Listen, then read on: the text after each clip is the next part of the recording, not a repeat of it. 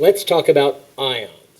So here's how you can use this video. So throughout this video on the screen, there will be text that's written in green. If you're using this to take a notebook, you should write this in your notebook. It's important information and key topics. You can always feel free to write more. Now also there's going to be blue text. These are questions for you to answer or questions for you to consider. Now throughout this video, there's going to be one written code that pops up on the screen and one verbal code said by myself. They're just 3 randomly generated numbers and they can appear in any order. So pay attention. All right, let's get started. So let's take a look at what's called the Bohr model. The Bohr model is a way to show how electrons are arranged around the nucleus of an atom, and it was proposed by Niels Bohr, 1913. So here's how you can fill in the Bohr model, right? So find the number of electrons, and it's the same as the atomic number for neutral atoms. So if you look over to the side, this is a great way to write the Bohr model. Just write the number of protons in the nucleus. So you can see here's sodium. It's number 11 on the periodic table. It has 11 protons. Now they wrote the neutrons. That's not as important for doing the Bohr model because the protons are the positively charged ones. So for a neutral atom, we need to balance out the number of those positive charges of the protons, and you start with that first shell.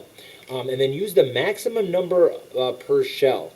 So you can see here in the first orbital, that first shell, there's only 2 spots, right? Then the second and third, they have 8 electrons. It gets a little more complicated after that because of the d orbitals and the f orbitals. But for at least the first 18 or up to 20, it's pretty simple. It just follows this, right? So the first orbital is 2, second and third are 8 electrons.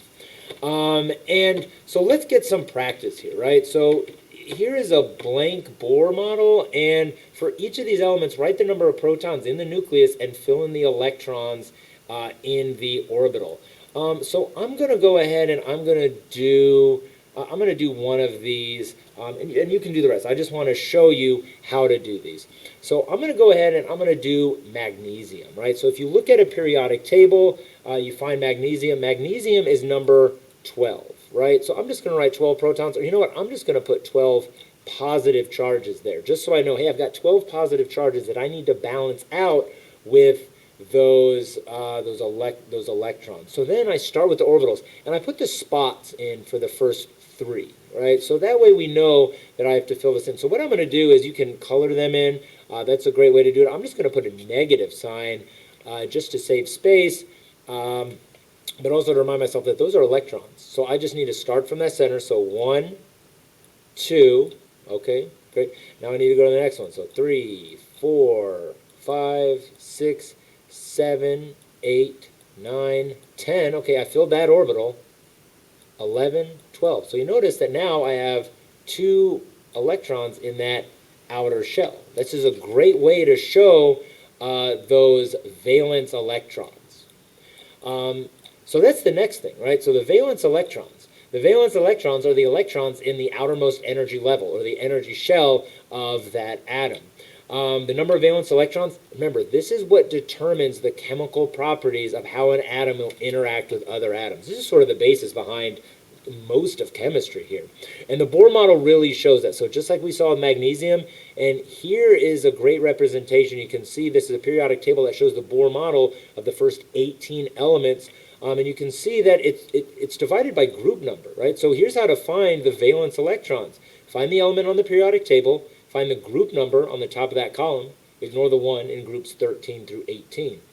So you can see here this has 1, 2, and then, yes, it says 3A for it. That's sort of a different way to write the groups, but you can see that then once you go to the other side of that periodic table, group 13, 14, 15, 16, 17, 18, that determines the number of valence electrons. And I say, hey, you know what?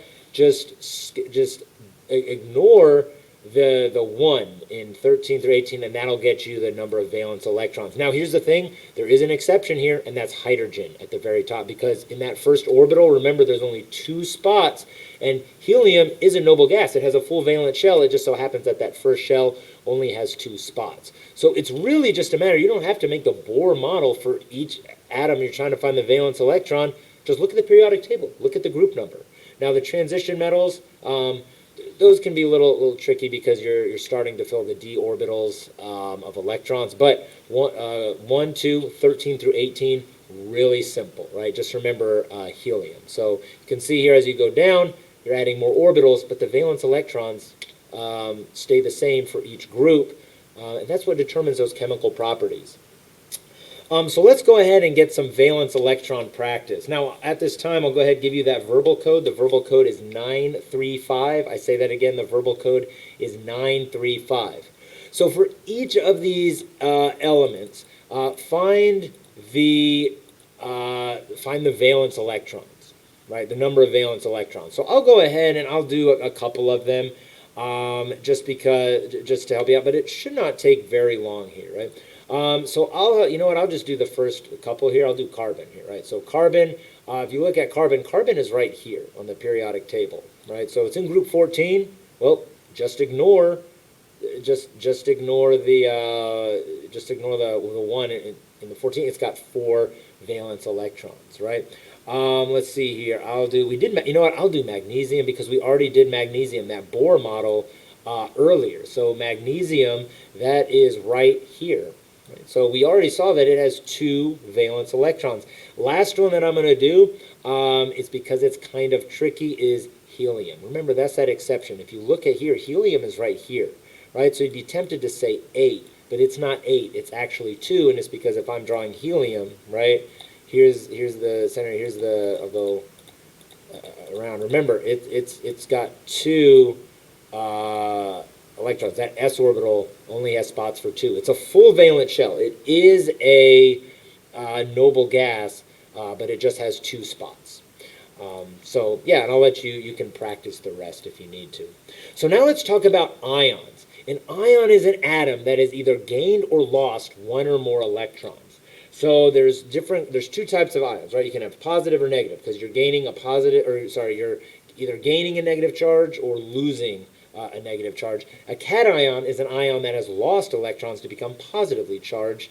An example is sodium. So we already talked about sodium with the Bohr model. You can see your sodium has 1 valence electron, and it has the tendency to give that up to become a positively charged ion, a cation. And an anion is an ion that has gained electrons to become negatively charged. So if you go to the other end of the periodic table, chlorine loses that 1 electron, gains an electron, my fault, right, I don't have a diagram there. It has 7 valence electrons. It's going to gain 1 and become a negatively charged chlorine ion, or chloride. And you can see here's how you write an ion. You can see here down in the bottom, it is the you write the atomic symbol, right, like lithium, or I'll use magnesium here, right? Here's a magnesium ion. Now, if you look up here, magnesium ion, it has a tendency to give up those 2 valence electrons. So it's going to have a positive 2 charge. Now, it's written like this, 2 positive charge, and that's really just to avoid confusion, because you say, hey, this is a magnesium ion with 2 positive charges. And if you look down here, as far as the naming conventions, right, the negatively charged one, the anions, they drop the N and they say like sulfide. Like sulfur becomes a sulfide ion, right? So that's just a little naming convention here. But you can see here I write the atomic symbol for sulfur, which is capital S, and it has a tendency to gain 2 electrons to become negatively charged by 2. So it's like the sulfide ion has 2 negative charges, right? So that's how they write it. That's just a little naming convention. And here's how you can remember cation and anion. And it's a real easy way to remember this. Like cats have paws. They become positive, right? And anion just stands for a negative ion, right? So that's just a way to remember it. And one last thing, metals tend to form cations while nonmetals tend to form anions. And you can see, this is really a list. Not all elements do this, but this is about a list of most, if not all, the ions that can happen. Beryllium really doesn't make ions, but the noble gases, right, they're on here, they don't really make ions at all. So here's the big question here. Why do atoms gain or lose electrons? And it all has to do with the octet rule. The octet rule states that atoms become more stable by having a full valence shell of electrons. So I like to think of it as, like, atoms don't really want anything, but if I were to personify an atom, atoms want a full valence shell. So they will lose, gain, or share electrons to achieve a full valence shell of 8 electrons, and it's 2 for hydrogen and helium, remember, because they're in that first orbital, which is 2 spots.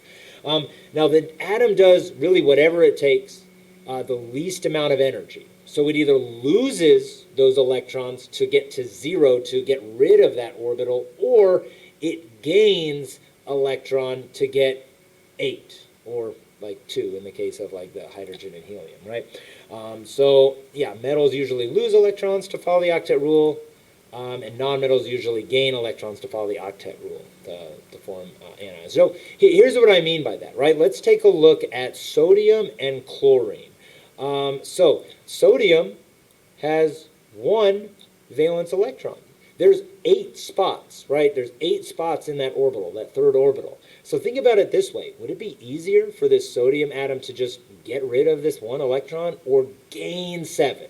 It's going to take less energy for it to just get rid of that electron. So that's why sodium has a tendency to get rid of 1 electron and go positive, right? Now, if we look on the other end of the periodic table, right, here's sodium, right, and here's chlorine. So chlorine in that outer shell, that third shell, has 7 valence electrons. Now, wants 8, right? It wants that full valence shell, so it has 2 options.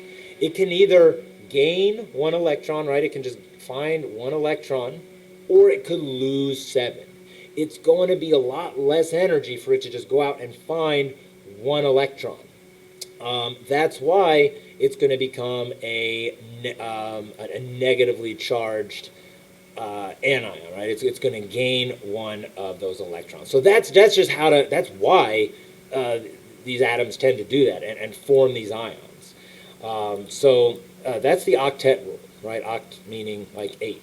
And here's some ion practice, right? So I'll just go over just a couple of these just as a practice. You know what? I'll just do really 1 just for the sake of time, and I'll pick a good one, right? I'll pick oxygen, right? So oxygen right here. So I'm going to find oxygen on the periodic table. It is number 8. I'm going to put 8 positive charges. Then I'm going to make that Bohr model. So I'm going to fill in 1, 2, 3, 4, 5, 6, 7, 8. So let's take a look at the valence electrons, right? So you can ignore the third one. There's no electrons in that third one. So it has 2 options. It can either lose 6 to get a full valence shell, or just gain 2, right? So oxygen has a tendency to gain 2 electrons and become negative. So if I'm writing that one, here's the symbol for oxygen, and it's going to gain 2 electrons, right? That is oxygen, right? You know what? I'll do 1 more just because I want to do one that goes positive as well. That will help us out there. So I'm going to do, let's see here, I'll do a quick one here. You know what? I'll do, can't do calcium with this one. I need to take them on. You know what? I'll do lithium, right? Lithium's real easy. Lithium is just number 3, and it's got 3 positive charges. So it is, here it is, 1, 2, 3. So notice it only has 1 valence electron. I circled that empty spot, right? So it has 2 choices. It can get rid of 1, or it can gain 7. So it's going to have the tendency to lose that 1 electron, and it's going to go positive, lithium, and it's going to go positive. And the last one that I want to do, let me just clear this off. I want to do helium, right? Because helium's that special case. Helium is just number 2, right? So it's, I'm just going to put 2 positive charges, 1, 2. It has a full valence shell, right? It is one of these noble gases. It just it doesn't lose or gain any. That's why the noble gases really don't react with anything. So I'll let you do the rest at this time. I'll go ahead and give you, here's that visual code here. Now here's the ionization energy, right? So this one, ionization energy is the amount of energy needed to remove an electron from an atom. So There are ones for like different ones, but if we're just looking at the first electron, right? And elements with low ionization energy, such as metals, they lose electrons more easily. Ionization energy increases across the period left to right on the periodic table. And it decreases as you move down a group on the periodic table. So I know that's a lot, but here's a three-dimensional one. Helium wants to hold on to those electrons the most. It takes the most amount of energy to remove electron from helium because think about it this way. It's got a full valence shell, and it's this valence shell it's the shell that's the closest to the atom, so it's going to hold on to those really tight. Now, the one that has the lowest ionization energy is francium. And look at francium, right? It's got one valence electron way out there. And it's down in that seventh period, so it's got 7 orbitals. That electron is really far away from that nucleus, so it's real easy to just get rid of that one electron. Very, very reactive, right? So that's ionization, right? It is basically just looking at saying, how much do those atoms want to hold on to those electrons? Now, one last thing I want to cover is the polyatomic ions. So a polyatomic ion, it's a group of atoms that are covalently bonded together, but the whole group has an overall charge just like a regular ion. So it's instead of a single atom, like we talked about sodium or chlorine, either gaining or losing electrons, they're made of 2 or more atoms acting as one charged particle. So as you move on with chemistry, you're going to see these, especially like when you're talking about large like compounds. They're made of nonmetals usually, and you can see here's a list of them off to the side. These are a list of common ones. They're held together by covalent bonds. So we haven't covered bonding yet, but it's different from an ionic bond, but they act as an ion. The whole group gains or loses electrons, forming a charge like one ion. Yeah, and they often have different naming, so like ate or ite, like they end in that, like phosphate, sulfate, but they also have like, there's like dichromate, so sometimes they also end in ite, like there's like sulfite. So yeah, they have different naming conventions too, right? But it's just something to remember because it is like a special case for those ions. So just as a final thought, remember, there's just too much unknown in the universe to take a break from learning. Get out there and question everything.